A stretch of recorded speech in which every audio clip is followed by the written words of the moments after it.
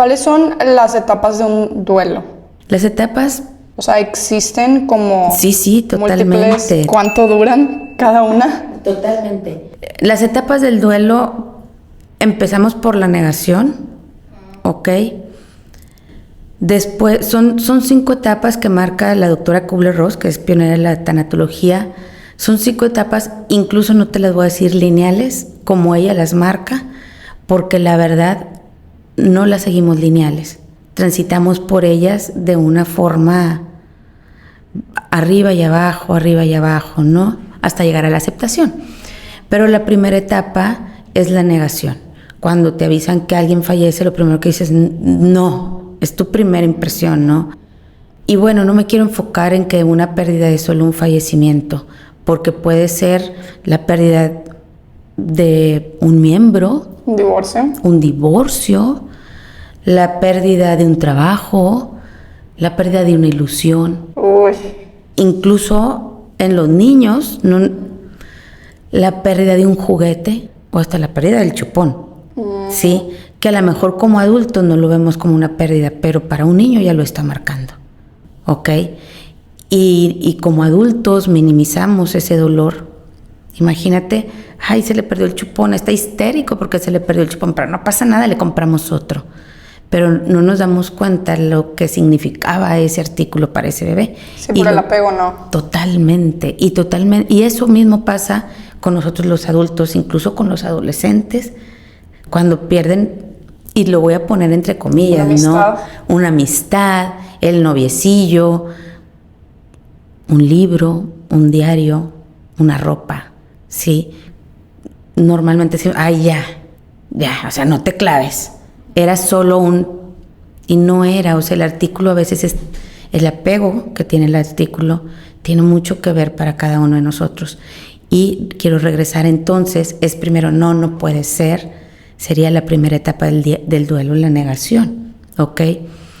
Después viene el aislamiento, viene el enojo, y así vamos transitando hasta llegar a la aceptación. Entonces es la negación, después el aislamiento, luego el enojo. Puede ser, el enojo, la depresión y la tristeza profunda. Ok. Y la aceptación al final. Hasta llegar a la aceptación. Entonces, la labor de nosotros los tanatólogos es conducir el proceso hacia la aceptación, ir recogiendo herramientas para que llegues a la aceptación.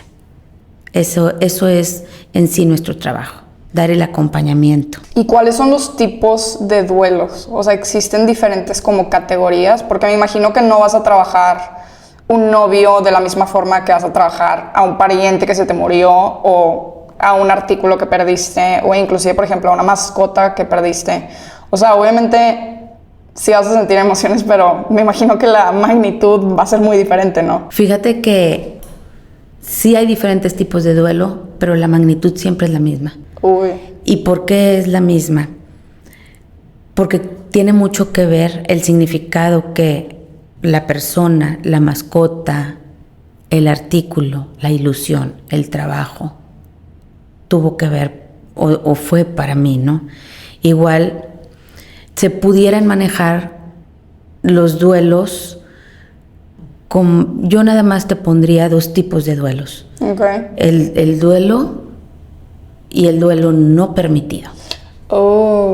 ¿Cuáles son los duelos no permitidos? Los duelos no permitidos son los duelos en los que no nos damos la oportunidad, o la sociedad no nos da la oportunidad de vivirlos.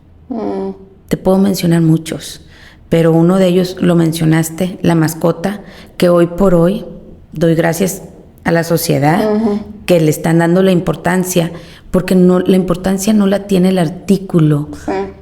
Un artículo no tiene, o una persona, o un animal, no tiene mayor o menor importancia, porque tu mascota puede tener el mismo valor para mí, pero nunca jamás va a tener el mismo sentimiento y el mismo apego. Sí, de hecho, hablando de las mascotas, yo pues tuve una mascota que quise mucho, se acaba de morir, que era un gatito que se llamaba Fígaro, y honestamente va a sonar pues probablemente medio loco, pero el dolor que yo sentí físicamente, o sea, que somaticé en el cuerpo, fue más profundo que el dolor que sentí cuando se murió mi abuelito, porque pues cuando se murió mi abuelito lo veía que 4 veces, 5 veces al año, a lo mucho, y es como que pues ya estaba viejito, pues bueno, o sea, ya le tocaba. Pero cuando se murió mi mascota, o sea, Fígaro, que lo veía, era el primer ser con el que yo me topaba saliendo de mi cuarto. Entonces me despertaba y el primer ser que estaba ahí para recibirme era Fígaro. Literal, fue así un dolor, o sea, muy gacho.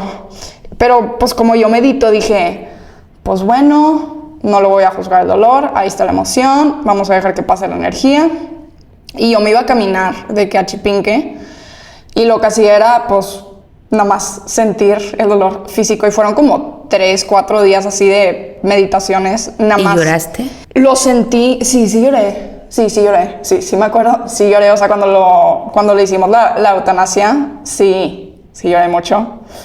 Y luego ya fue como que, pues bueno, de que ya hice mi proceso, de que sí lo voy a extrañar. Y había ciertas cosas que, por ejemplo, yo me salía a tomar el sol en la terraza y él siempre se salía conmigo. Y las primeras veces que me salía me dolía, porque era de que, pues bueno, siempre estaba ahí para acompañarme, ahora ya no está. Pero sí conozco personas que, pues, han perdido, por ejemplo, familiares y luego pierden el perro, y el perro es el que ahora al que le lloran. No sé si, por ejemplo, en ese caso sería una forma de tapar la emoción del familiar, o se pueden acumular los duelos, o sí, cómo claro. ¿Cuál es el caso? Sí, claro, los duelos se acumulan. Te quiero platicar un poquito de mi experiencia de cómo empieza mi camino hacia la tanatología. Desde muy chica, mis papás se divorciaron. Yo creo que yo tendría 3, 4 años, entonces a mí me preguntaban, oye, ¿te afectó? Pues no, porque realmente no viví con él. Y luego, pero viví con abuelo. Bueno, no viví. Mi mamá trabajaba y estaba mucho con mis abuelitos, y mis abuelitos mueren en un accidente en el terremoto de México, iban de vacaciones. Sí me dolió, yo tenía 13 años, pero la palabra correcta de la aceptación es aprender a vivir con el dolor, y aprendí. Mi mamá continúa trabajando, y una tía la menor de mi mamá, es quien se queda no al cargo, pero como acompañándonos mucho tiempo, ¿no? Mi tía tiene un accidente muy triste y queda cuadripléjica, ¿no? Estábamos muy pegados con ella, fue un dolor, igual aprendemos a vivir, y en mi caso me concentré mucho en no bajar el dolor. Ya estaba más grande, en concientizarlo, lo mentalicé cañón. ¿Y qué necesita? Los niños eran chiquitos, 4, 8 y 10 años, ayudar, y así fue, ¿no? Después, los muchos años, su hijo de en medio crece, y a los 25 años tiene un accidente en la carretera y fallece. Este es tu primo, ¿verdad? Es mi primo, Okay. Del que te había comentado antes. Fue igual. Lo mentalicé totalmente, me cerré a vivir el duelo, y me enfoqué. Hay muchas formas de enfrentar los duelos, ¿no? Y mi forma de enfrentarlo fue: alguien tiene que hacer algo. Y algo con los trámites. Su papá obviamente estaba en carretera. Sí, como tomar acción. Tomar acción, ¿ok? Entonces, seguí mentalizando el duelo y no me di la oportunidad de llorar, creando te voy a decir, como una costra cuando tienes una herida. Sí. Se cicatriza y ahí está la herida, pero se forma una costrita que a lo mejor cada que te tocas esa herida... Sí, porque está infectado. Y ya lo volviste a quitar, y lo volviste a quitar la costrita, y ahora nada más está... te duele un poco, te molesta cuando la tocas, ¿no? Okay. Sensible es la palabra. Y así fue como empieza esto. Entonces, cuando, gracias a la mamá de mi primo, comenzamos este rollo de la tanatología, ella ahora es una doctora en tanatología. Ah, muy bien. Enfocamos y canalizamos el dolor, es cuando le empiezas a encontrar en lugar de un por qué, un para qué a las cosas, ¿no? Y aquí yo agregaría otra etapa que Elizabeth Kubler-Ross no agrega en sus libros, es ahora encontrar un para qué.